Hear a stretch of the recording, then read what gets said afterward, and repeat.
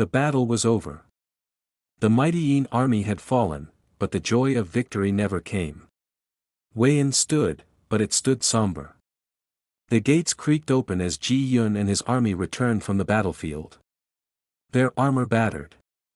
Their swords chipped. Their spirits barely intact. And in the center of them, laid gently on a stretcher, was King Kyung-hoon, pale, blood still damp on his robes, unconscious. The people who had gathered to cheer their protectors fell into hushed silence when they saw the king's motionless form. Hands clasped in shock. Mothers hugged their children tighter. Old men bowed in respect. The soldiers didn't speak. But Ji Yun's face said it all, tear-streaked, frantic, holding Kyung-hoon's hand like it was the only thing anchoring him to this world. The moment they reached the palace infirmary, Ji Yun leapt off his horse and ran with the stretcher, nearly tripping over himself in desperation. "Please!" he begged the physicians, his voice hoarse, trembling. "Please save him. Save my husband." The royal physicians, already prepared, already solemn, gave a bow of respect. "We will do our best," one said softly. "But he has lost a lot of blood." Ji Yun nodded, almost mechanically, stepping back as they took Kyung-hoon inside. And then, he waited inside the infirmary. His hands trembling, still wet with his husband's blood. That's when Min Suk arrived. Followed by Jun Ho, Sun Hee, and in her arms, the tiny newborn. They'd heard of Ji Yun's victory, but the moment they saw his face, there was no celebration. Only heartache. "Ji Yun." Jun Ho whispered, placing a hand on his shoulder. Ji Yun didn't speak. His eyes were still fixed on the doors of the infirmary. Sun Hee, her own eyes red and swollen from tears, gently brought the baby close. "Thankfully, he's been fine since we found a lactating mother to breastfeed him, but he's been quiet," she said, voice cracking. "As if he senses what's going on." Ji Yun looked at the tiny child. And without hesitation, he touched the baby's cheek, his voice finally returning in a whisper. "I'm glad he's out of danger," he said. Min Suk swallowed hard, his gaze dropping. "But there's something else you should know." Ji Yun looked up. And Min Suk's face broke. He inhaled sharply. "Tae-jin didn't make it." Silence. And then, Ji Yun's legs finally gave way. He quickly stumbled, following Min Suk through the palace corridors, rushing to the chamber where Tae-jin's body was laid. There, beneath the soft glow of candles and surrounded by white mourning cloths, lay the man who had once stood so tall, so strong, the warrior who died protecting the very palace that had once looked down on him. Ji Yun dropped to his knees beside him, tears falling freely now.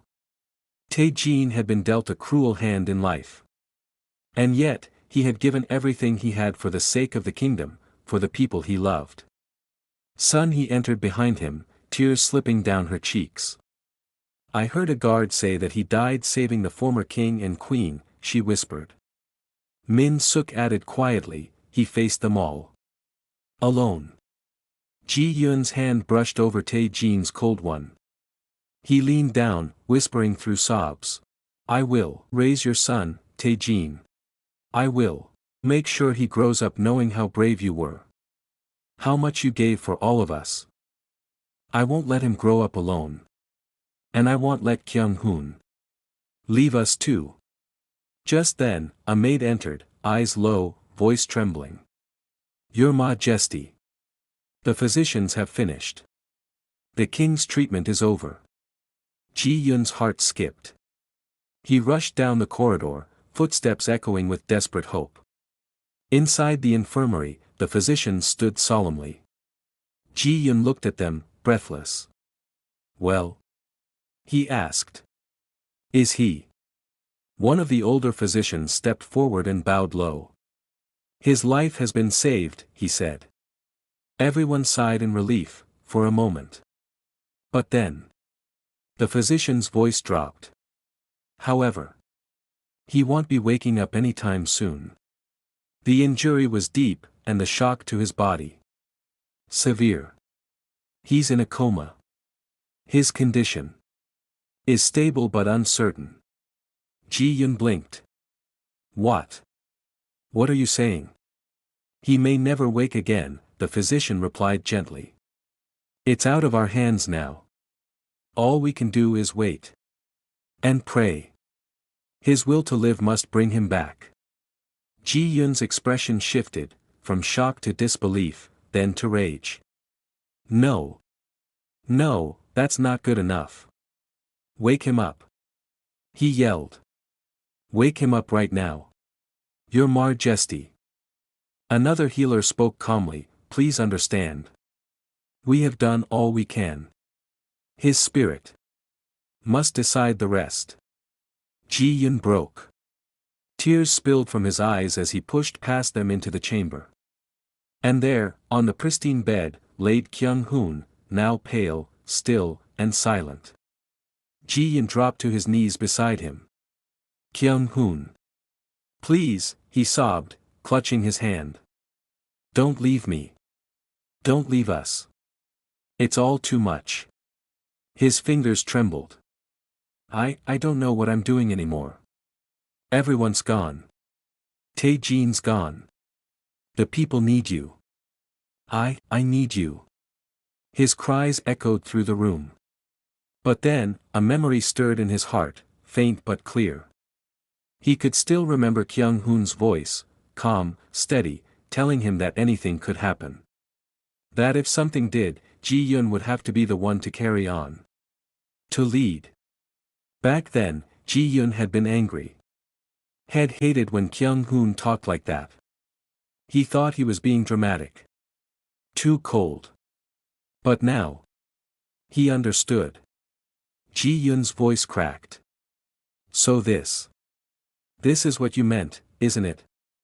You were preparing me. No response. Only the rhythmic sound of Kyung-hoon's shallow breaths. Just then, a guard ran up breathless. Your Majesty. Former King Jang and the Dowager Queen. They're missing. Ji-yun froze. What? We can't find them anywhere. They aren't at the cold palace either. Ji-yun's eyes darkened. He clenched his fists. Search the entire palace. Then the villages. I want every soldier looking.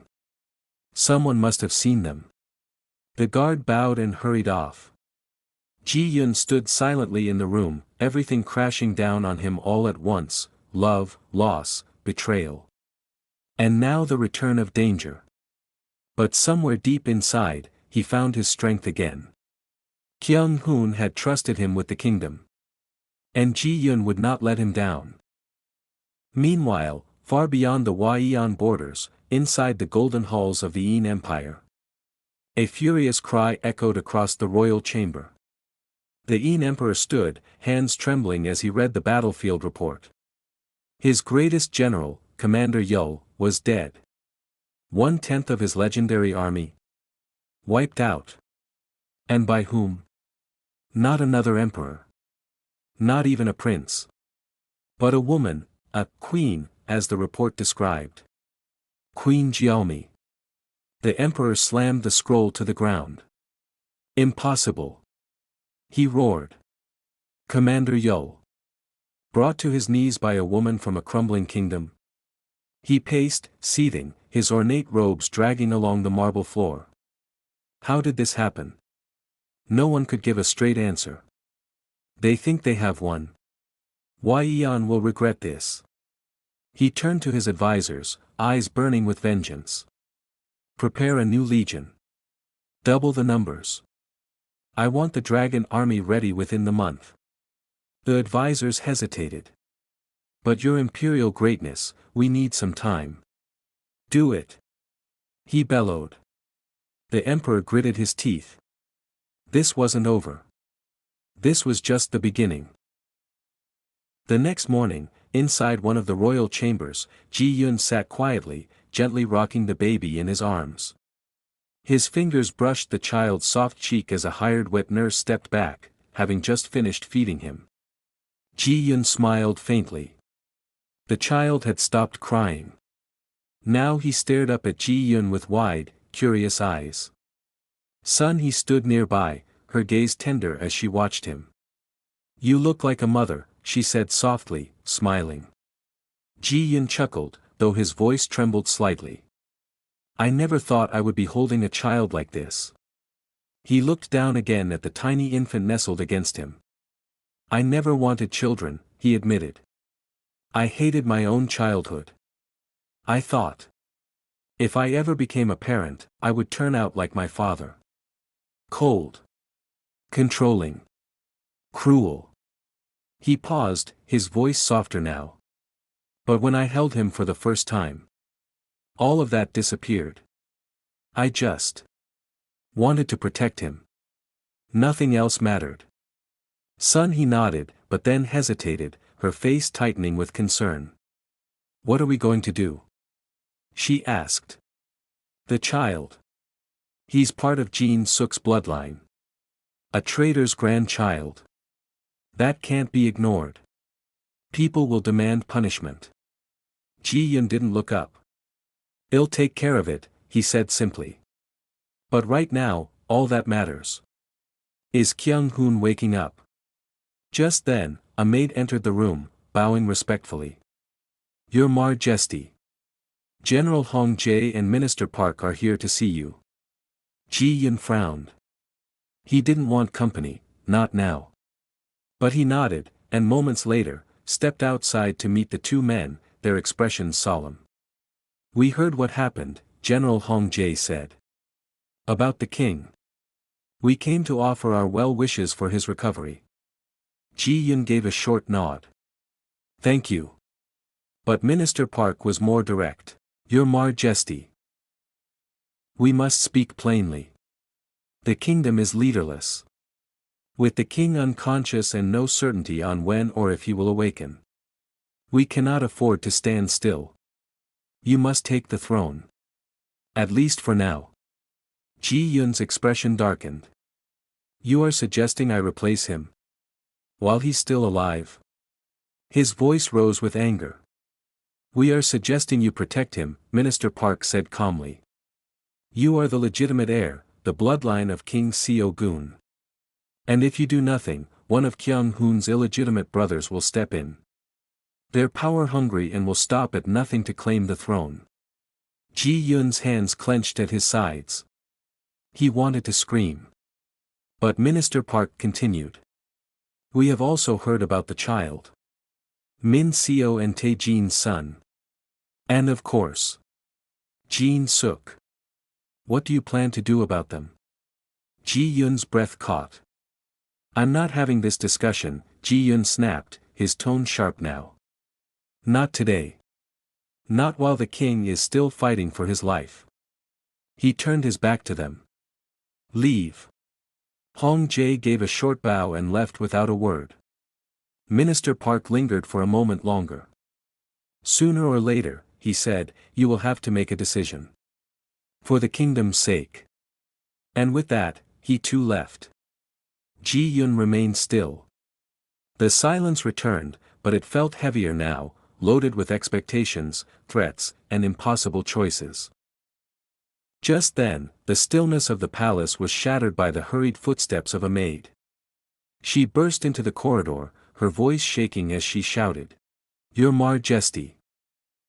A sacrilege has occurred. Ji-yun's heart skipped a beat. Without hesitation, he rushed out of the chamber, following the trembling maid through the winding halls of the palace, guards trailing behind.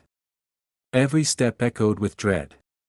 Down in the prison wing, the air was thick with the scent of blood. Ji-yun's breath caught as he turned the final corridor. And there she was. Lady Han. Lying cold on the stone floor of the corridor, outside her cell. Her wrist had been slit deep, a pool of blood spreading around her lifeless body. Beside her, slumped against the wall, was Madame O. She was sobbing uncontrollably, her cries broken and raw as if her very soul had cracked open. Ji-yun paused at the doorway, his gaze heavy as he took in the scene. He stepped closer, kneeling for a brief moment beside Lady Han's body. He shook his head. "So this is how it ends," he said quietly. "After everything. This is what she chose." His voice was cold now, but not without sorrow. She couldn't even stay alive to face what she did. Cowardice, even in the end. Madame O wailed louder, but Ji-yun stood and turned toward her. "Madame O," he said softly, "I am sorry. Despite everything, she was still your daughter. We shall help you prepare her for burial." But Madame O shook her head through her tears. "I will not bury her in this place," she cried. "I will cremate her. And scatter her ashes in our homeland. Let her soul return to where she was still my daughter. Before she lost herself." Ji-yun nodded, the weight of the moment sinking into his bones. He stood and left. But then he heard a voice behind the prison bars. "Wait." It was Jin Suk. Pale. Eyes wide. His hands gripping the bars. What's going on?" Ji-yun stopped and slowly turned to face him. "It seems you didn't know that your daughter is dead," he said with a bitter calm. "Lady Han took her own life after hearing that Min Seo died during childbirth." Jin Suk froze. The color drained from his face. His hands trembled. "Min Seo," he whispered, his voice almost childlike. "She's dead?" The look in his eyes wasn't just shock. It was devastation. Ji-yun saw it, and hated it. "Don't tell me you suddenly have a heart," Ji-yun said coldly, stepping closer to the bars. "Your only daughter is dead, yes. But so are many others. Good people. Brave people. Tae-jin died defending this palace. The kingdom is in ruins. And all of this is because of you." Jin Suk slumped back against the wall, speechless. "You and your greed poisoned everything," Ji-yun continued. "You started wars. Broke families. Sold your own people to enrich yourself." He narrowed his eyes. "And now, the Een Empire sees us as enemies. You have blacklisted our entire nation. Do you understand what that means? They won't stop. Not until we're ashes on the wind." Jin Suk's breathing was shaky. His eyes darted around the cell, as if he could hide from the truth. Ji-yun stepped back. "You will receive the harshest punishment this kingdom has ever seen," he said coldly. "And you will know that the world you tried to destroy will still rise back from the ashes. Without you in it." Without another word, Ji-yun turned and walked away, his robes sweeping behind him like the judgment of the heavens. Jin Suk was left in the silence of his own guilt. And the echo of a world he no longer controlled. 2 days later, a quiet heaviness hung over the Hwaiyan palace. The air was thick with mourning as the final rites began for Min Seo and Tae-jin. In the palace sacred resting place for the royal dead, 2 beautifully carved coffins were laid side by side. One for her. One for him. 2 hearts that fate had kept apart in life. But finally reunited in death. Ji-yun stood there, the baby cradled gently in his arms, wrapped in layers of soft cloth. Beside him stood Sun Hee, Jun Ho, and Min Suk, their faces solemn, eyes misted with grief. Overseeing the burial was Haru, Min Seo's grandfather. He moved slowly, his shoulders weighed down not just by age, but by sorrow. The wrinkles on his face had deepened, not from time, but from heartbreak.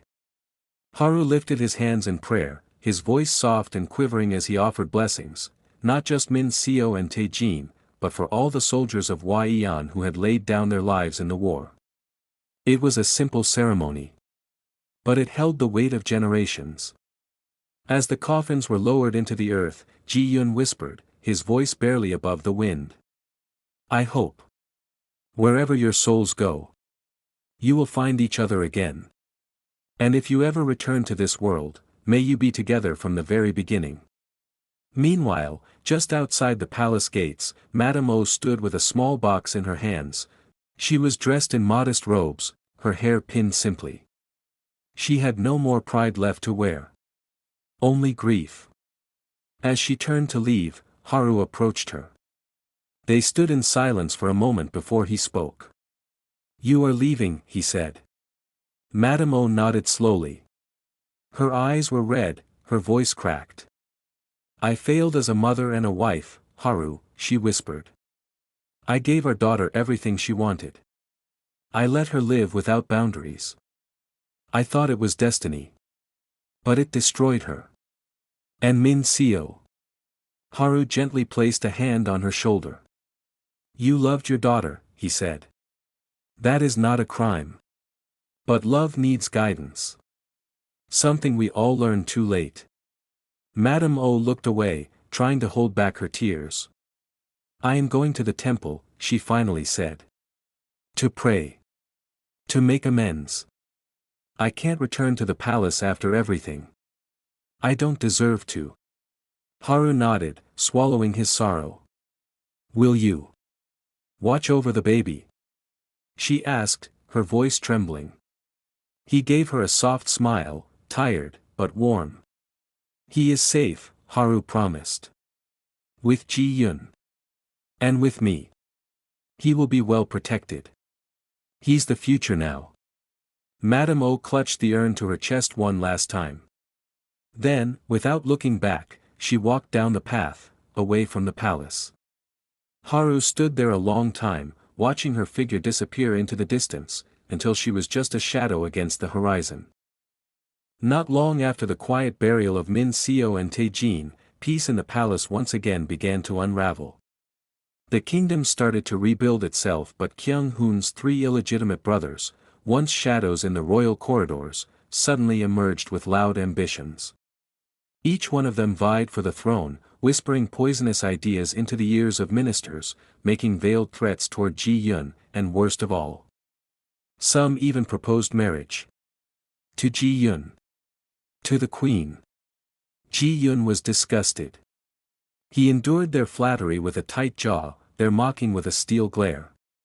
But deep inside, the pressure was building. The weight was suffocating. The former King Jiang and the Queen Dowager were still missing. The palace murmured rumors, some said they were dead, others said they had escaped. There was no trace of them. And Kyung Hoon was still asleep. Still unmoving. Still locked in that endless silence. Every night, Ji Yun would sit beside him in their private chamber, holding his hand, whispering the same words, like a prayer. "Please. Come back to me." He did it again that day. Kneeling by the bedside, his fingers brushing over Kyung Hoon's, he spoke gently. "I'm trying, Hoon.